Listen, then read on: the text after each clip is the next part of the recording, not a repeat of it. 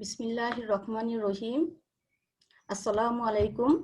আদরের শিক্ষার্থীরা, ঢাকা কলেজ কর্তৃক আয়োজিত অনলাইন ক্লাসে তোমাদেরকে স্বাগত জানাচ্ছি। আমি Helena Begum, professor, department of geography and environment, Dhaka college, Dhaka. আশা করি তোমরা সবাই ভালো আছো। আজকে আমি তোমাদের সাথে যে টপিকটা নিয়ে আলোচনা করব তার নাম হচ্ছে definition and structure of deltas. Bangla বললে কি হচ্ছে আপু? যে বদ্বীপের সংজ্ঞা এবং কাঠামো। এই টপিকটা তোমাদের যারা মাস্টার্স ক্লাসে আসো তাদের কোর্স কোড 5001 এর course title hydrology and river মরফোলজির একটি অংশ। আচ্ছা, তাহলে চলো আমরা আগে জেনে নেই যে বদ্বীপ কাকে বলে বা বদ্বীপ কি। আমরা পরে বলবো বদ্বীপের সংজ্ঞা। তাহলে বদ্বীপ কি? দেখো, বদ্বীপ শব্দটি সর্বপ্রথম ব্যবহার করেন গ্রিক ইতিহাসবিদ হেরোডোটাস 485 থেকে 425 বিসি। কেমন? তিনি পর্যবেক্ষণ করে দেখেছিলেন যে নীল নদ ও সাগরের সংযোগস্থলে নদী অনেকগুলো শাখা প্রশাখায় বিভক্ত হয়েছে এবং শাখা নদীর মাঝে পললভূমির সৃষ্টি হয়েছে। এ ভূখণ্ডগুলোর আকৃতি গ্রিক অক্ষর ডেল্টার মতো বলে এদেরকে তিনি ডেল্টা বলে অভিহিত করেন। এগুলো মাত্রাহীন ব অক্ষরের মতো দেখা যায় বলে এগুলোকে আবার বদ্বীপও বলা হয়। বিশ্বের 25% জনসংখ্যা বদ্বীপ অঞ্চলে বসবাস করে এবং মোট মজুদের 30% তেল এবং গ্যাস মজুদ আছে এ অঞ্চলে। তোমরা একটু ফিগারটা খেয়াল করো। এটা হচ্ছে একটা রিভার সিস্টেম। তো এখান থেকে সোর্স থেকে কি করবে, নদী পলিগুলো বয়ে বয়ে বয়ে বয়ে নিয়ে আসবে, নিয়ে এসে সাগরে ফেলবে। সাগরে ফেললে পরে ঠিক একই অবস্থায় এটুক অঞ্চলে সে সেডিমেন্ট কালিক্রমে নদী এখানে সে পরিবহন করবে এবং এখানে সে জমা করবে। জমা হলে এই এখানটাতে কি হচ্ছে, বদ্বীপ তৈরি হয়। কেমন? এবং এই বদ্বীপ হচ্ছে অত্যন্ত একটা উর্বর এলাকা এবং আমি পরে বলবো যে কেন এই অঞ্চলে বিশেষ করে প্রাকৃতিক সম্পদ খনিজ তেল গ্যাস মজুদ থাকে। আচ্ছা, আমরা নেক্সটে যাই। তোমরা একটু ছবিটাতে খেয়াল করো যে এটা হচ্ছে রিভার, শেষ সাগরে পতিত হলো। তাহলে পরিবেশটা কেমন? এটা হচ্ছে মহাদেশীয় পরিবেশ, এটা হচ্ছে মহাসাগরীয় পরিবেশ, আর মাঝখানে হচ্ছে একটা স্থিতিশীল অঞ্চল। তো বদ্বীপ হচ্ছে এমন একটা স্থানে অবস্থিত যার এই তিনটা অঞ্চল নিয়ে হচ্ছে বদ্বীপের অবস্থান। কেমন? তো এটাই বলা হলো যে অবস্থানগত দিক পর্যবেক্ষণ করলে দেখা যায় যে একটি বদ্বীপের কিছু অংশ মহাদেশের, কিছু অংশ সাগরের এবং কিছু অংশ এদের দুইয়ের মধ্যবর্তী বৈশিষ্ট্যের। এর জন্যে বদ্বীপ অঞ্চলে কয়লা, গ্যাস, তৈল ইত্যাদি পাওয়া যায়। কেমন? আচ্ছা, নেক্সট কি? এখন আমাদের সংজ্ঞায় আসি।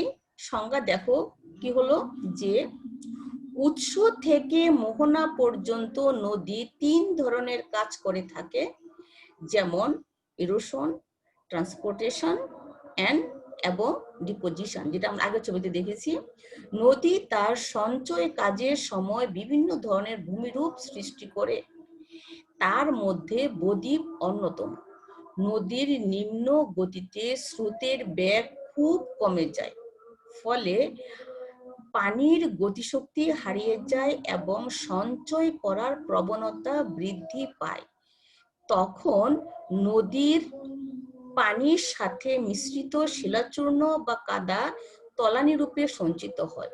বদ্বীপ নদীর সঞ্চয়জাত ভূমিরূপের এমন একটি ভূখণ্ড যা স্থির জলভাগে পলল জমা হয়ে মাত্রাহীন বো আকৃতি ধারণ করে।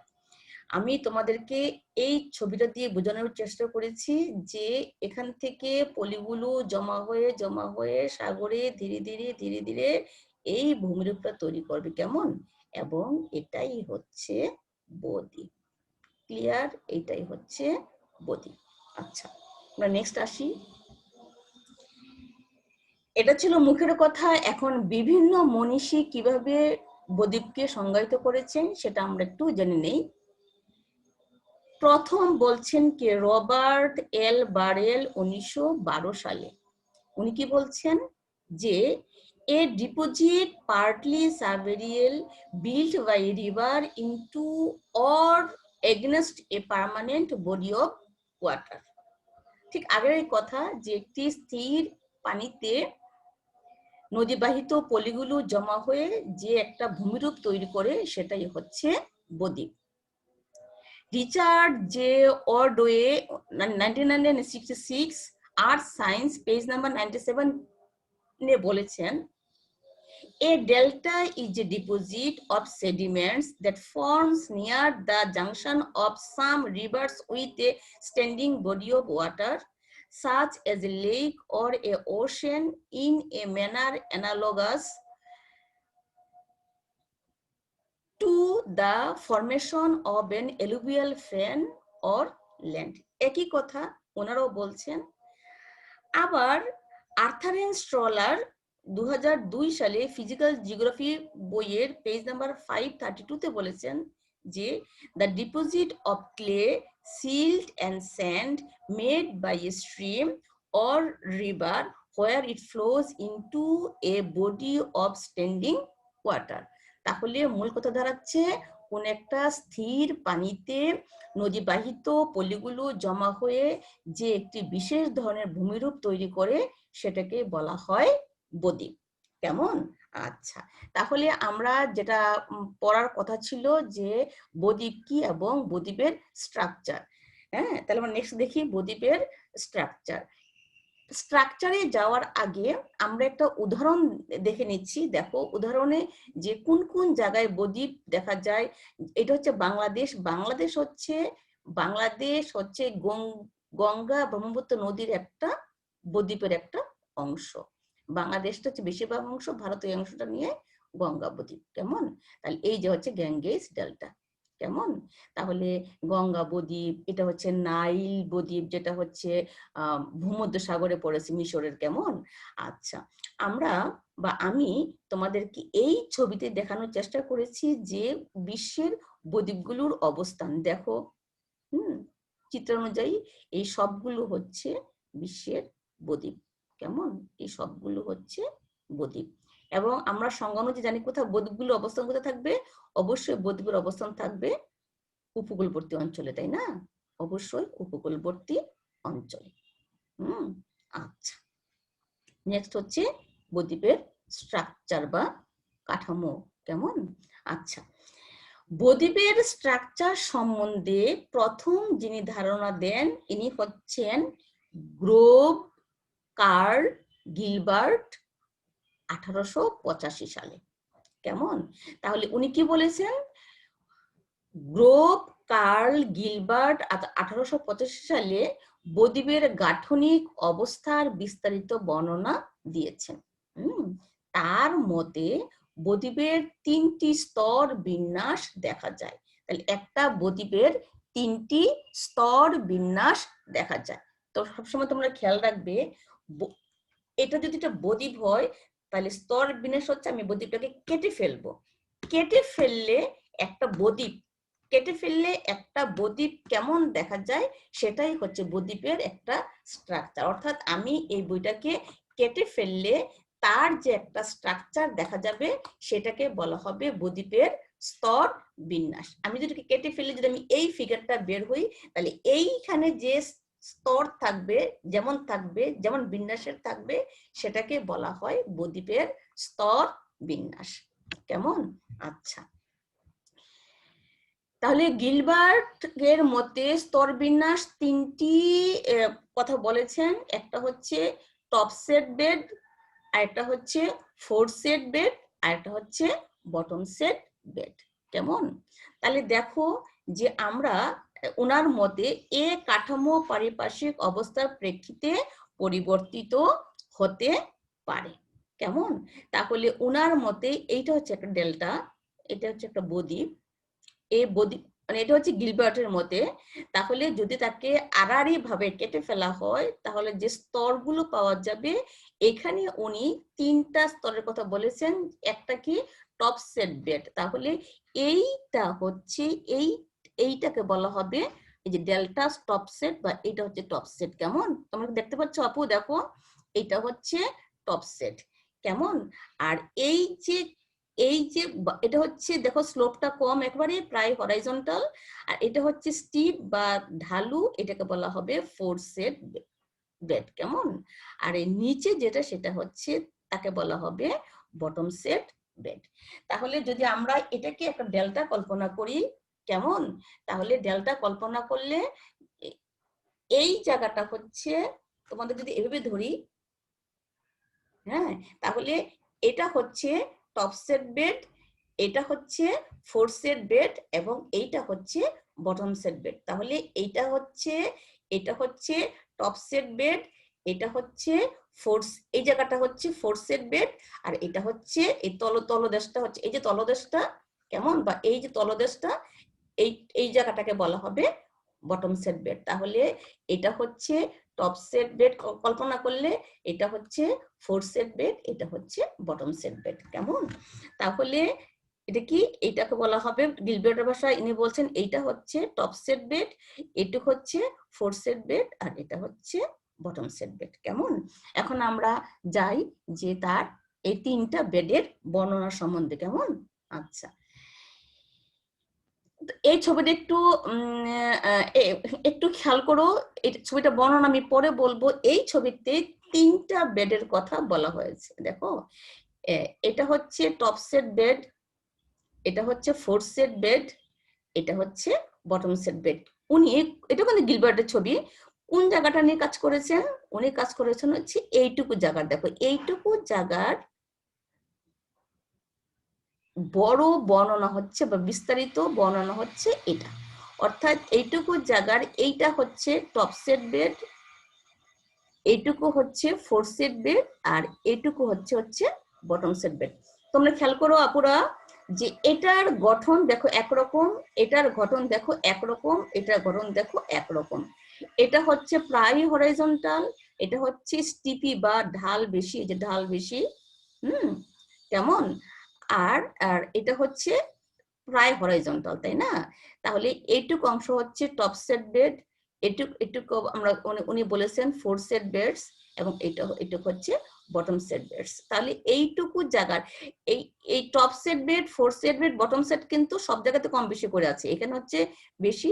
উনি মিডলটা নিয়ে আসেন, মিডলটা নিয়ে উনি দেখিয়েছেন যে এটা হচ্ছে টপ সেট বেডের ফর্মের ধরন, এটা হচ্ছে ফোর সেট বেডের ধরন, এবং এটা হচ্ছে বটম সেট বেডের ধরন। কেমন? এখন আমরা এগুলোর বর্ণনা পড়ি, বর্ণনা পড়লে কেমন দেখায় দেখো। এখন একটা চিত্র দিয়ে যদি আমরা দেখানোর চেষ্টা করি, এটা একটা জিনিস খেয়াল রাখবে তোমরা সবাই, যে বদ্বীপ কিন্তু তৈরি হয় কি ফ্লুভিয়াল সিস্টেমের মাধ্যমে, অর্থাৎ একটা ফ্লুভিয়াল সিস্টেমের মাধ্যমে নদী, একটা ফ্লুভিয়াল সিস্টেম মানে নদী কিভাবে কাজ করে। হ্যাঁ, তো নদী হচ্ছে, এটা হচ্ছে ড্রেনেজ বেসিন, তাই না? এইটুকু হচ্ছে তার ড্রেনেজ বেসিন। কেমন? Drainage basin. আর এটা হচ্ছে রিভার, এগুলো হচ্ছে রিভার চ্যানেল, ঠিক আছে? আর এটা হচ্ছে বেসিন আউটলেট। তাহলে এই বেসিনের এই অংশ, এতটুকু অংশে কি করে সে প্রোডাকশন, অর্থাৎ সে প্রোডাকশন কি উৎপাদন করে? সে হচ্ছে সেডিমেন্ট এবং ওয়াটার উৎপাদন করে, অর্থাৎ এখান থেকে নদী তার পলি এবং পানি পায়। কেমন? আর এইটুকু জায়গার মধ্যে সে কি করে? সে ট্রান্সপোর্ট স্টোর সেডিমেন্ট, সে ট্রান্সপোর্ট পরিবহন করে। কেমন? আচ্ছা, এবং ডিপোজিশন এন্ড স্টোরেজ কি এখানে কি করে আপু? এখানে সে পলি, সেডিমেন্ট এবং ওয়াটারকে, পানিকে সে জমা করে, তাই না? আচ্ছা, তাহলে এইটুকু জায়গাতে হয় ডেল্টা তৈরি হয়। কেমন? এই ডেল্টাটার একটা উপর থেকে, অর্থাৎ উপর থেকে একটা বদ্বীপের ছবি নিলে যেমন দেখা যায়, এইটা হচ্ছে একটা বদ্বীপের ছবি উপর থেকে। তাহলে এইটা হচ্ছে একটা বদ্বীপের ছবি উপর থেকে। কেমন? তাহলে এটা হচ্ছে বদ্বীপের পৃষ্ঠ। কেমন? আমি যত উপর থেকে নিচের দিকে যাব বা যাওয়া হয়, তাহলে প্রথম যেটা পাওয়া যায় সেটা হচ্ছে টপসেট বেড। এই যে টপসেট বেড, এইটুকু হচ্ছে ফোরসেট বেডস, এবং এটা হচ্ছে বটম সেট বেডস, তাই না? তাহলে এইটুকু, এই ফিগারটা হচ্ছে বদ্বীপের পৃষ্ঠদেশ, তারপরে হচ্ছে তার টপসেট বেড, তারপর হচ্ছে তার ফোরসেট বেডস, এবং লাস্টে হচ্ছে তার হচ্ছে বটম সেট বেডস। এখন আমরা প্রত্যেকটা বেডসের বর্ণনাতে যাচ্ছি। প্রথম হচ্ছে টপসেট বেড। তাহলে তোমরা ছবিতে খেয়াল করো, কোনটা টপসেট বেড? এইটা হচ্ছে বদ্বীপটার, এটা একটা বদ্বীপ, এটাও কিন্তু গিলবার্টের মতো করে তার টপসেট বেড। কেমন দেখতে পাচ্ছ আপু? সামান্য সামান্য এই যে, তারপরে হচ্ছে এই যে, তারপরে হচ্ছে এই যে, এরকম করে সে হচ্ছে ঢালু। ঢালু। আর এটা হচ্ছে ওয়াটার লেভেল। তাহলে জোয়ার ভাটার পানি রাইজ করে পানি আবার ফল করে। স্বাভাবিকভাবে একটা বদ্বীপের কিন্তু বেশিরভাগ অংশ থাকে পানির উপরে। হ্যাঁ, আচ্ছা। তো এখন আমরা দেখি টপসেট বেড কি। বদ্বীপের সবচেয়ে উপরের স্তরটি হলো টপসেট বেড। তাহলে এটা হচ্ছে বদ্বীপের টপসেট বেড। এখানে নদী শক্তি হারানোর ফলে, অর্থাৎ নদী যখন সাগরে মিশে, সাগর থেকে তো সে একটা নদী যখন প্রথমে আসে, তখন সে একটা নদী, তখন প্রথম হচ্ছে নদীর একটা স্লোপ থাকে, তাই না? স্লোপ থাকে, ঠিক আছে আপু?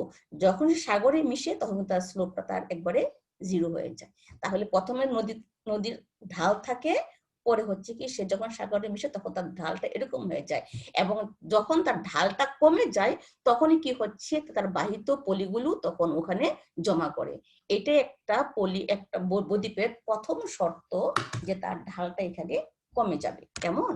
আচ্ছা, তাহলে এখানে সে নদীর শক্তিটা হারিয়ে যায় বলে পলিগুলো তখন জমা হয়। কেমন? তাহলে কি বলছে, যে তাহলে এখানে সে নদীটা আসলে এসে যখন এখানে পড়বে, তার ঢালটা কমে যাবে, তখন সে পলিগুলো জমা করা শুরু করবে। তাহলে কি হচ্ছে, এখানে নদীর শক্তি হারানোর ফলে নদীবাহিত বড় এবং ভারী পলিকণা এবং মহাদেশীয় জীবাশ্ম, অর্থাৎ সে প্রবাহ পথে যেগুলো নিয়ে আসছিল, এ স্তরে জমা হয়। পলিকণাগুলো হলো পলি ও কাদার মিশ্রণ। এখানে সৃষ্ট উপসাগরগুলোতে নদীবাহিত সূক্ষ্ম পলিগুলো জমা হয়। স্তরটি সমুদ্র সমতলের উপরে অবস্থান করে এবং মৃদু ঢাল বিশিষ্ট। তাহলে কি বলা হলো, যে সবচেয়ে, তাহলে পলিগুলো নদী চলার পথে নিয়ে আসলো, নিয়ে এসে এখানকার ঢালটা কমে গেল, সে তখন বাহিত পলিগুলো জমা করা শুরু করলো। কেমন? তাহলে প্রথম যেখানে সে পলিগুলো জমা করে, সেটাকে বলা হয় টপসেট বেড। এবং এই টপসেট বেডের মধ্যে কি থাকে, যে নদী বাহিত, অর্থাৎ নদী যে বহন করে পলি কণাগুলো নিয়ে আসে, এবং মহাদেশের যে জীবাশ্মগুলো এখানে সে জমা করতে থাকে। কেমন? এবং এই জায়গাটারই এই ছবি হচ্ছে এটা। তাহলে এলুভিয়াল ফ্যান থাকে, তারপরে হচ্ছে, যাই হোক, এটা হচ্ছে টপসেট বেড। এখানে দেখো বড় বড় পলিগুলো এখানে জমা হচ্ছে। কেমন? এবং তোমরা এই ছবিতে দেখো যে এখানে হচ্ছে বড় বড় পলিগুলো জমা হয়, এবং এই বড় বড় পলিগুলো জমা হয়। আমরা আবার জানি যে নদীর এই অংশে, নদীর মূল নদীতে অনেকগুলো শাখা নদীতে ভাগ থাকে, তাকে বলা হয় ডিস্ট্রিবিউটরিজ বা শাখা নদী। এবং শাখা নদীগুলোর মাঝখানে যে উপসাগরগুলো থাকে, এই যে উপসাগর। কেমন? তাহলে এই যে উপসাগরগুলি, এই যে উপসাগর, ঠিক আছে আপু? এই যে উপসাগরগুলিতে কি হচ্ছে, যে এখানে জমা হয় বড় বড় পলিকণাগুলো, এবং এই উপসাগর বা বে, অর্থাৎ এই জায়গাগুলিতে জমা হয় সূক্ষ্ম পলিকণাগুলো। কেমন? এটাই বলা হলো যে নদীবাহিত বড় এবং ভারী পলিকণা এবং মহাদেশীয় জীবাশ্ম স্তরে জমা হয়। পলিকণাগুলো হলো পলি ও কাদার মিশ্রণ। এখানে সৃষ্ট উপসাগরগুলোতে, অর্থাৎ এই যে উপসাগরগুলিতে উপরেগুলিতে নদীবাহিত সূক্ষ্ম পলিগুলো জমা হয়। স্তরটি সমুদ্র সমতলের উপরে অবস্থান করে এবং মৃদু ঢাল বিশিষ্ট। স্তরটি সমুদ্র সমতল থেকে উপরে অবস্থান করে এবং তার ঢাল হচ্ছে মৃদু। কেমন? তাহলে এটাকে বলা হবে টপসেট বেড। আচ্ছা, এখন বেরেল এই টপসেট বেডকে দুভাগে ভাগ করেছেন, তাই না? তার মতে যথা কি, এটা হচ্ছে সাব এরিয়াল টপসেট বেড। তাহলে এইটা কোন অঞ্চলটা? এ অঞ্চলটি পানির উপরে থাকে, অর্থাৎ জোয়ারের উচ্চ জোয়ার বা নিম্ন জোয়ারের সময় সেখানে কখনো পানি ওই জায়গাটা প্লাবিত হয় না, সে সবসময় জোয়ার সীমার উপরে অবস্থান করে। এবং নদীবাহিত পলি দ্বারা গঠিত এই অঞ্চলটির পলিগুলো হচ্ছে কাদা এবং পলির মিশ্রণ। এখানে বদ্বীপ সমভূমি, প্লাবন সমভূমি, প্রাকৃতিক বাঁধ, জলাভূমি ইত্যাদি দেখতে পাওয়া যায়। তোমরা একটু খেয়াল করো যে এই যে সীমা, কেমন, এই সীমাটার এর উপরে কি সাগরের পানি, কোন ধরনের পানি এখানে উঠে না, কেমন? তাহলে এই জায়গাটাকে বলা হবে বদ্বীপ সমভূমি। বদ্বীপ কিন্তু এখানে সৃষ্টি, এই যে এটা পুরোটা মিলে হচ্ছে একটা বদ্বীপ।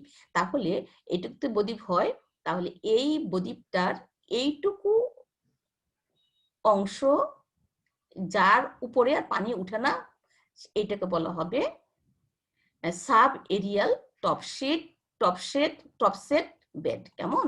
যে সীমার উপরে আর সাগরের পানির কোনো সংশ্লিষ্টতা নেই, তাকে বলা হবে সাব এরিয়াল টপসেট বেড। এবং এই যে নদীটা, হ্যাঁ, এই নদীটার মধ্যে বা এই নদীটার আশেপাশে কি দেখা যায়? এখানে বদ্বীপ সমভূমি, প্লাবন সমভূমি, প্রাকৃতিক বাঁধ, জলাভূমি ইত্যাদি দেখা যায়। অর্থাৎ এই অঞ্চলটাতে এই ভূমিরূপগুলো দেখা যায়।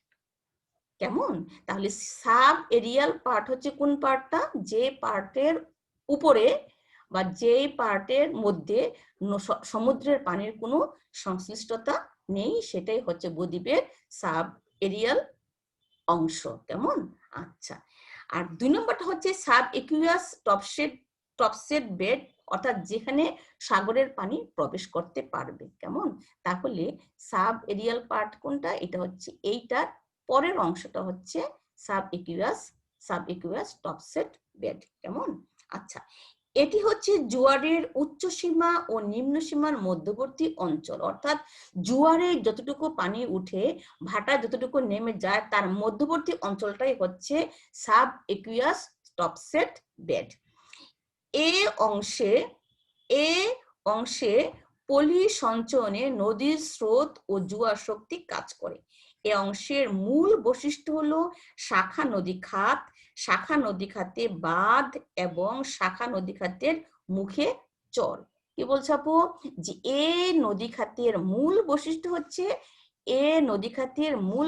হচ্ছে, এই যে দেখো শাখা নদী খাত। কেমন? ঠিক আছে আপু, এই শাখা নদী খাত এবং শাখা নদী খাতে বাঁধ থাকবে, তাই না, ন্যাচারাল লেভি থাকবে, হ্যাঁ, এবং শাখা নদী খাতের মুখের চর, এই হচ্ছে মুখের চর। কেমন? এই হচ্ছে মুখে চর। এবং এই চরগুলিতে হচ্ছে কি, এই যে চর, হ্যাঁ, এই চরগুলিতে কি চেপো ন্যাচারাল রিসোর্স বেশি পরিমাণে থাকে। কেমন? তাহলে সাব একুয়াস টপসেট বেডের মূল বৈশিষ্ট্য হচ্ছে শাখা নদী খাত, তারপরে হচ্ছে নদী খাতে বাঁধ এবং তার মুখে হচ্ছে চর। ক্লিয়ার? তাহলে এগুলি হচ্ছে আমাদের, এগুলি গেল সাব একুয়াস টপসেট বেড।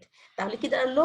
টপসেট বেডের দুটি অংশ, একটা হচ্ছে সাব এরিয়াল টপসেট, যেটা হচ্ছে যে সমুদ্রের পানির কোনো সংশ্লিষ্টতা নেই, সেখানে হচ্ছে সম্পূর্ণভাবে নদী বৈশিষ্ট্য এখানে দেখা যায়, তাই না? তাহলে এখানে কার বৈশিষ্ট্য? এখানে মূলত হচ্ছে নদীর বৈশিষ্ট্য। কেমন? এটা হচ্ছে সাব এরিয়াল টপসেট বেড। আর তার নিচের অংশটা হচ্ছে সাব একুয়াস টপসেট বেড। সেটা কোনটা? সেটা হচ্ছে এই অংশটা, যেখানে কি হচ্ছে, তার মূল বৈশিষ্ট্য হচ্ছে যে শাখা নদী থাকবে এবং শাখা নদীতে বাঁধ থাকবে এবং শাখা নদীগুলোর মুখে কি থাকবে? মুখে থাকবে হচ্ছে চর, এবং এই চরগুলোতে কি হচ্ছে প্রাকৃতিক রিসোর্স, যেমন তৈল, গ্যাস গ্যাসের মজুদ পাওয়া যায়। ক্লিয়ার? তাহলে এটা হলো আমাদের টপ সেট বেড। নেক্সট কি? নেক্সট হচ্ছে ফোর সেট বেড। কেমন? তোমরা আগে এই ছবিটা খেয়াল করো। তাহলে আমরা আগে পড়েছিলাম এটা হচ্ছে রিভার মাউথ। মাউথে তো পলি সঞ্চিত হয়ে তো বদ্বীপ তৈরি করে। তাহলে এটা হচ্ছে মাউথ। মাউথের প্রথম যেটা ছিল সেটা ছিল top set bed. Top set বেডের নিচের অংশটাই, সরি, এই নিচেরটাই হচ্ছে ফোর সেট বেড। কেমন? Four set beds. দেখো ছবিতে অনুযায়ী কি হচ্ছে, এটা কিন্তু অনেক ঢালু। এটা হচ্ছে অনেক ঢালু। আর আমরা জানি যে মহাসাগরের তলদেশে প্রথম যে ভূমিরূপ এটা হচ্ছে মহীসোপান। মহীসোপানের উপরে কিন্তু আসলে টপ সেট বেড। তারপর কি হচ্ছে মহীঢাল। মহীঢালের মধ্যেই কিন্তু হচ্ছে এই যে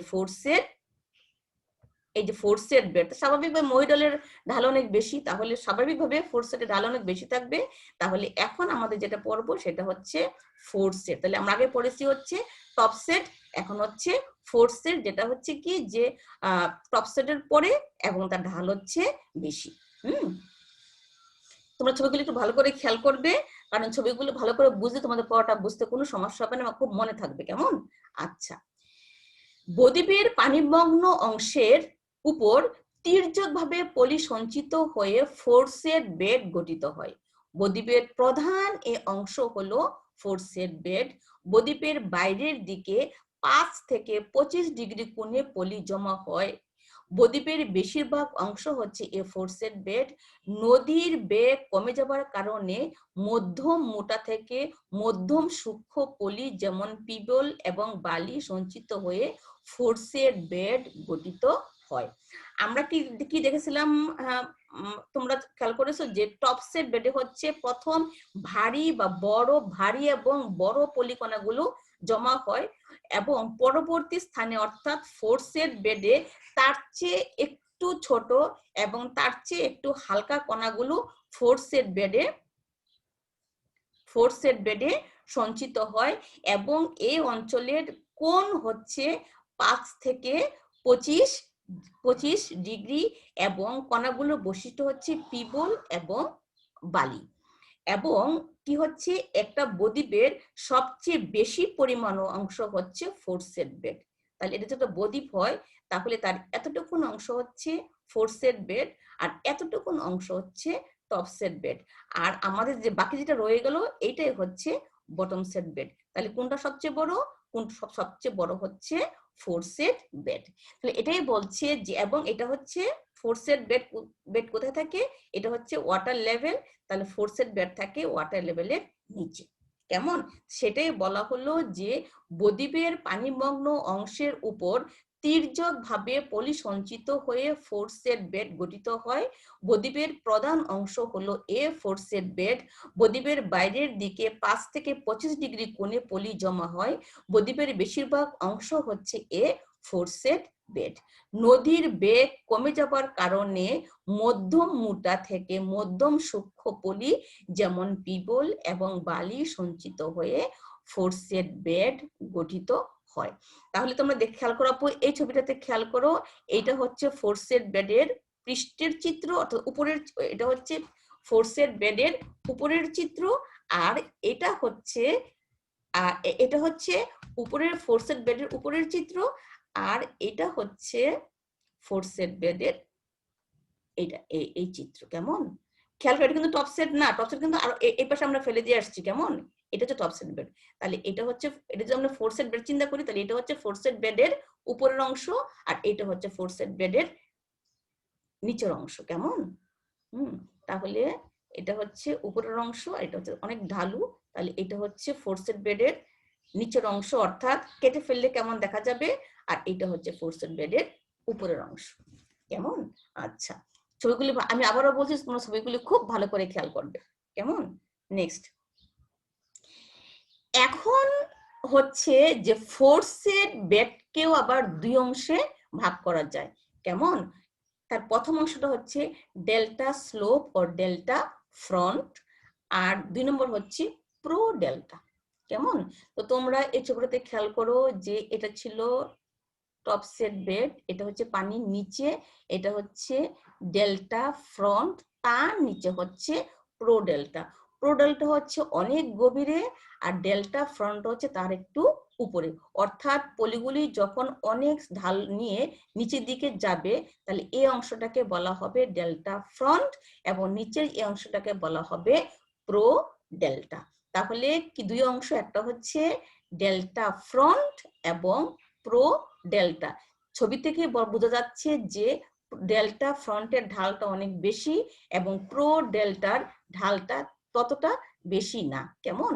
আচ্ছা, আর যেহেতু পলিগুলো ক্রমান্বয়ে এদিক থেকে এদিকে যাবে, স্বাভাবিকভাবে সূক্ষ্মতার দিক থেকে যে এই পলিগুলো একটু বড় হবে এবং এখানকার পলিগুলো তার চেয়ে একটু সূক্ষ্ম হবে। কেমন?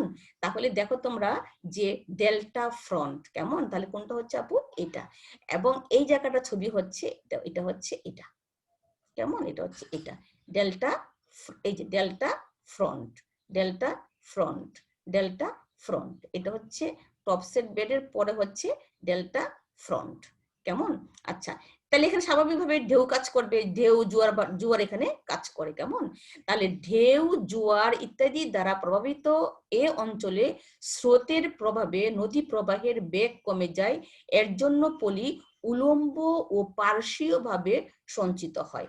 এখানে সোয়াচ বার, বিচ রিজ ইত্যাদি ভূমিরূপ তৈরি হয়। তাহলে কি হচ্ছে যে এই জায়গাতে পলিগুলো এখানে জমা হবে, হ্যাঁ, এবং ওরা কি করে উলম্ব জমা হয়, পার্শ্বীয় ভাবে জমা হয়। কেমন? তাহলে এটা হচ্ছে ডেল্টা ফ্রন্ট, ডেল্টা ফ্রন্ট।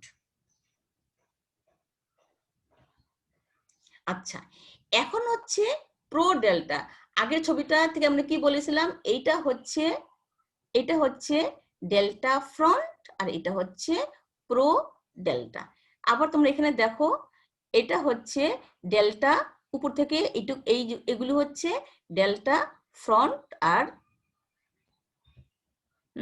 এটা হচ্ছে প্রো ডেল্টা। তাহলে এইটা হচ্ছে প্রো ডেল্টা, আর এইটুকু হচ্ছে ডেল্টা ফ্রন্ট। খেয়াল রাখবে, এটা হচ্ছে কেটে ফেললে হচ্ছে এই ছবিটা, এটা হচ্ছে ডেল্টা ফ্রন্ট, আর এটা হচ্ছে উপর থেকে দেখলে এটা হচ্ছে ডেল্টা ফ্রন্ট। মিলাবে না কিন্তু, এটা হচ্ছে ডেল্টা প্লেন, এটা হচ্ছে আলাদা জিনিস। কেমন? টপসেট বেডের।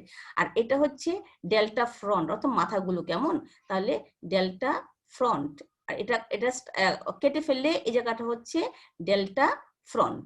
হ্যাঁ, আর এইটা হচ্ছে প্রো ডেল্টা, এইটা হচ্ছে প্রো ডেল্টা। খেয়াল রাখবে, এটা হচ্ছে প্রো ডেল্টা। কেমন? আচ্ছা, প্রো ডেল্টা কিন্তু কখনোই উপর থেকে দেখা যায় না, পানির নিচে। কেমন? কিন্তু পলি জমা হচ্ছে। ঠিক আছে, তো এটা হচ্ছে প্রো ডেল্টা। তাহলে কি বললো? প্রো ডেল্টা এ অঞ্চলে সামুদ্রিক প্রভাব পরিলক্ষিত হয়। স্বাভাবিকভাবে যে সামুদ্রিক প্রভাব, তাহলে সামুদ্রিক প্রভাব পরিলক্ষিত। এটা ডিপার সাবসাইডাল পার্ট অফ ডেল্টা, এটা হচ্ছে গভীর, যেটা হচ্ছে সমুদ্রের অংশ। এখানে ঢেউ বা জোয়ারের কোনো প্রভাব নাই। এটা এত গভীর যে এখানে ঢেউ বা জোয়ারের কোনো প্রভাব এখানে নাই। এটা একটি স্থিতিশীল অঞ্চল এবং গভীরতা 10 থেকে 15 মিটারের বেশি। তাহলে এটার গভীরতা হচ্ছে 10 থেকে 15 মিটারের বেশি। নদী হতে আগত ভাসমান বোঝা হতে কাদা এবং পলি এই অঞ্চলে জমা হয়। খেয়াল রাখবে আপু, এটার পলির উৎস কি?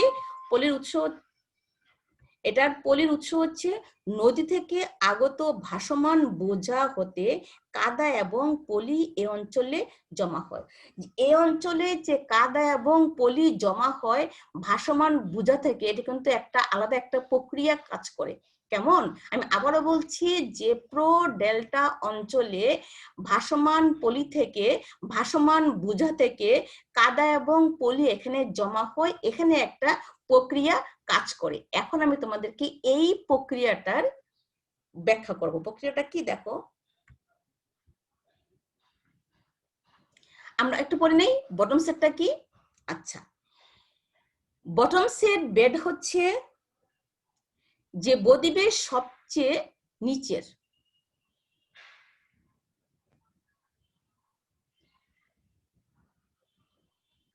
আচ্ছা আপু, আমি যেটাকে বলেছিলাম যে ভাসমান প্রো ডেল্টাতে নদী হতে আগত ভাসমান বোঝা হতে কাদা এবং পলি অঞ্চলে জমা হয়, তার একটা প্রক্রিয়া আছে। প্রক্রিয়াটা আমি পরে বলছি, এখনই বলে নিচ্ছি। এই প্রক্রিয়াটাকে বলা হয় প্রো ডিগ্রেডেশন।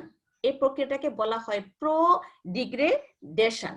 প্রো ডিগ্রেডেশন কথাটার অর্থ হচ্ছে যে, এটা দেখো আমাদের টপসেট বেড না, টপসেট বেডে পলি ক্রমান্বয়ে যখন জমা হয় তখন পলিগুলো এভাবে স্তরটা উপরে রাইজ করে, এটা বলা হয় এগ্রেডেশন।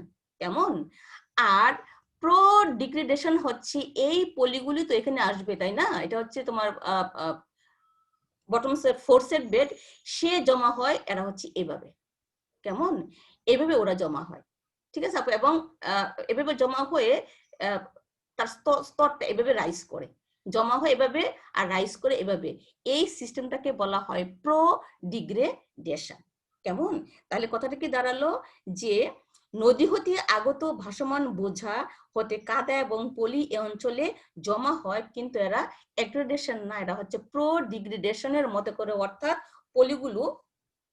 পলিগুলো এভাবে যখন জমা হয়, এভাবে জমা হয়, তাহলে টপ সেট বেডে জমা হয় এভাবে আস্তে আস্তে জমা হয়, আর ফোর সেট বেডে যখন ওটা এভাবে আসে তখন সেটা কি হচ্ছে যে জমা হয়, তাকে বলা হবে প্রো ডিগ্রেডেশন।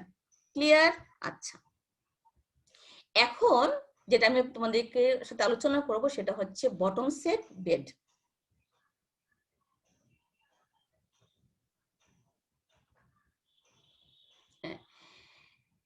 বদ্বীপের সবচেয়ে নিচের প্রায় আনুভূমিক স্তরটি হচ্ছে বটম সেট বেড। নদীবাহিত ভাসমান বোঝার অতি সূক্ষ্ম কণা এবং সামুদ্রিক জীবাশ্ম এ স্তরের প্রধান উপাদান। এ অঞ্চলের কৌণিক মান 10 ডিগ্রির নিচে। তাহলে কি বললো যে বদ্বীপের, এই যে এটা ছিল টপ সেট বেড, এটা ছিল ফোর সেট বেড এবং এটা হচ্ছে বটম সেট বেড, তাই না? তাহলে তোমার ছবিতে বলার দেখতে পাচ্ছ যে এর ঢালটা অনেক কম। তাহলে কি বললো যে এটা ঢালটা অনেক কম, হ্যাঁ, এবং নদীবাহিত ভাসমান বোঝার অতি সূক্ষ্ম কণা এবং সামুদ্রিক জীবাশ্ম, এই যে জায়গাটা এখানে কি থাকবে? সামুদ্রিক জীবাশ্ম থাকবে। নদীর পলির সাথে সামুদ্রিক জীবাশ্ম মিলে এই বটম সেট বেডটা তৈরি হবে। কেমন? আচ্ছা, তাহলে তোমরা এই ছবিটা খেয়াল করো যে এটা ছিল টপ সেট বেড, এটা ছিল ফোর সেট বেড এবং এইটা হচ্ছে বটম সেট বেড। কেমন? তাহলে বটম সেট বেডের মধ্যে কি থাকবে? নদীর সূক্ষ্ম নদীবাহিত পলির সূক্ষ্ম কণা এবং সাগরের জীবাশ্ম এই বটম সেট বেডে থাকবে। এবং তোমরা দেখো আপু এই ছবিতে খেয়াল করো যে এটা হচ্ছে টপ সেট বেড, ঢাল অনেক কম, এবং দেখো এইটা হচ্ছে ফোর সেট বেড, ঢাল অনেক বেশি, এবং এটা তার ডেল্টা ফ্রন্ট। কেমন? এটা হচ্ছে ডেল্টা ফ্রন্ট। আর দেখো এইটা হচ্ছে বটম সেট বেড, এই সবুজ অংশটা। কেমন? আচ্ছা, তাহলে দেখো এর ঢালটা অনেক কম, এরও ঢাল কম, কিন্তু এর ঢাল অনেক বেশি। আর এটা হচ্ছে ওয়াটার সারফেস। কেমন? আচ্ছা, তাহলে কি বলছে কথাটা এখানে? বদ্বীপের সবচেয়ে নিচের প্রায় আনুভূমিক স্তরটি হচ্ছে বটম সেট বেড। নদীবাহিত ভাসমান বোঝার অতি সূক্ষ্ম কণা এবং সামুদ্রিক জীবাশ্ম এ স্তরের প্রধান উপাদান। কেমন? এ অঞ্চলের কৌণিক মান 10 ডিগ্রির নিচে। তাহলে এ অঞ্চলের যে কোণ বা অ্যাঙ্গেল, এই কোণটা হচ্ছে 10 ডিগ্রির নিচে। এবং এই অঞ্চলে যে পলি জমা হয়ে যে বটম সেট বেড তৈরি করে, সেটারও একটা নাম আছে। কেমন? এই বর্ণনাটা এবং তারও একটা আলাদা বর্ণনা আছে। তাহলে বর্ণনাটা কি দেখো? বর্ণনাটা হচ্ছে যখন কর্দম কণা, খেয়াল করা, যখন কর্দম কণা এবং লবণ কণা, তাহলে কোনটা কর্দম কণা? কর্দম কণা কোত্থেকে আসবে? কর্দম কণা আসবে নদী থেকে, তাই না? কেমন? তাহলে এটা হচ্ছে টপ সেট বেড থেকে, কেমন, টপ সেট বেড থেকে কর্দম কণা আসবে, এটা হচ্ছে ফোর সেট বেডে যাবে এবং সেখানে আসলো। তাহলে যখন কর্দম কণা এখানে সে কি করবে? সে সাগরের পানির সাথে মিশবে।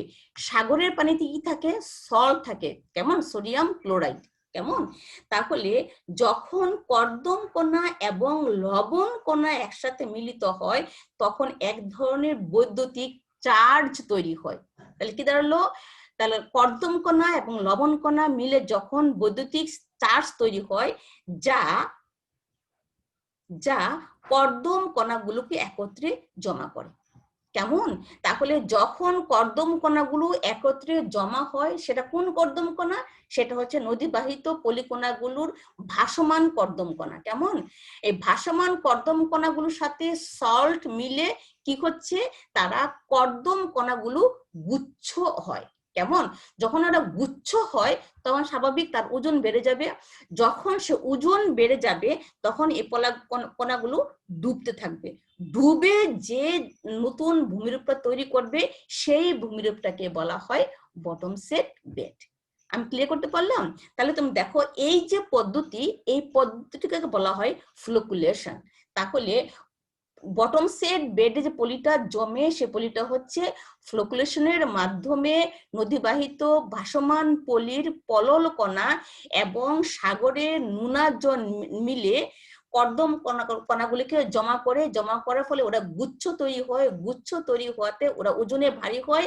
ওজনে ভারী ওরা কি হচ্ছে, ডুবে যায় এবং ডুবে গিয়ে তলদেশে কি হচ্ছে, যে নতুন ধরনের স্তরটা তৈরি করে সেটাকেই বলা হয় বটম সেট বেড এবং এই পদ্ধতিটাকে বলা হয় ফ্লোকুলেশন।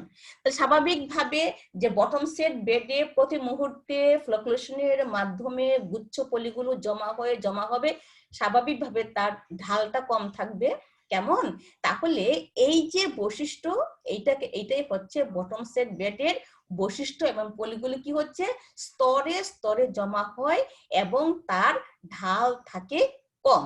এখন তোমরা ছবিটা খেয়াল করো, এইটা হচ্ছে বটম সেট বেডের একটা ছবি এবং এখান থেকে পলিগুলো আসে টপসেট থেকে, টপসেটের মাধ্যমে ফোরসেট হয়ে ভাসমান ভাবে পলল কণা আসে। পলল কণা কি হচ্ছে, যে সল্টের লবণের সাথে মিশে ফ্লোকুলেশনের মাধ্যমে সে ওজনে ভারী হয়ে সে সিঙ্ক অর্থাৎ ডুবে গিয়ে এইখানটা কি হচ্ছে, সে বেড বটম সেট বেড তৈরি করে। তাহলে দেখো এখানে একটা ছবিতে বোঝানোর চেষ্টা করা হয়েছে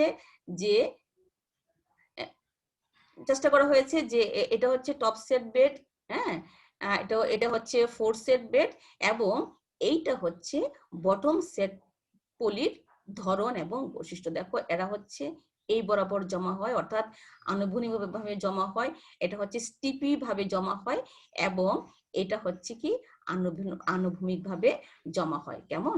স্বাভাবিকভাবে এরা খুব শক্ত থাকে। ঠিক আছে আপু? নেক্সট কি, আমরা আমাদের কোর্সের প্রায় শেষ অংশে। এখন যেটা বলা হলো যে উপরোক্ত তিনটি গাঠনিক অবস্থা গ্রোভ কার্ল গিলবার্ট কর্তৃক প্রদত্ত, কিন্তু সামুদ্রিক ঢেউ ও স্রোত, নদী প্রবাহ ও পলল বহনের তারতম্যের কারণে স্তর তিনটির পার্থক্য বা উপস্থিতি সঠিকভাবে নির্ণয় করা নাও যেতে পারে। অর্থাৎ যদিও কোনো প্রতিকূল পরিবেশ থাকে তখন এই তিনটা স্তরকে স্বাভাবিকভাবে দেখা নাও যেতে পারে। কেমন? আচ্ছা, তো গবেষণাগারে পরীক্ষায় দেখা যায় যে টপ সেট বেড আনুভূমিকভাবে প্রসারিত, কিন্তু বটম সেট বেডের স্তর তেমন সঠিক অবস্থান নির্দেশ করে না।